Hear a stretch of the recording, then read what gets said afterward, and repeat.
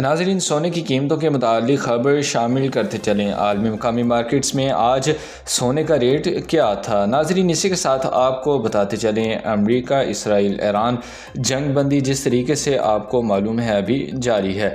अगर अमेरिका और Iran Israel की जंग दोबारा शुरू होती है तो सोने का रेट फिर बढ़ने का खदशा। तफसीलन भी आपको इसी वीडियो में बताते हैं। उससे पहले चैनल को सब्सक्राइब लाजमी कर लें ताकि आने वाली हर न्यू खबर आप तक बआसानी पहुँच सके।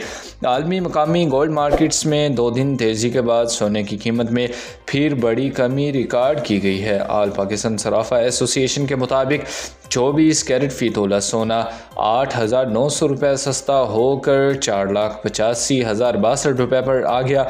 10 ग्राम सोने की कीमत 7,630 रुपये कम होकर 4,15,862 रुपये पर हो गई। फ़ी तोला चांदी की कीमत 238 रुपये कम होकर 7,811 रुपये होगी। दूसरी जानब इंटरनेशनल मार्केट में $89 की कमी से फ़ी औंस सोना 4,627 डॉलर पर आ गया। अहम खबर आपको बताते चलें, आलमी मकामी गोल्ड मार्केट्स में 2 दिन तेज़ी के बाद सोने की कीमत में फिर बड़ी कमी रिकॉर्ड की गई। बर वक्त अपडेट्स जानने के लिए हमारे चैनल के साथ जुड़े रहें। अल्लाह हाफिज़।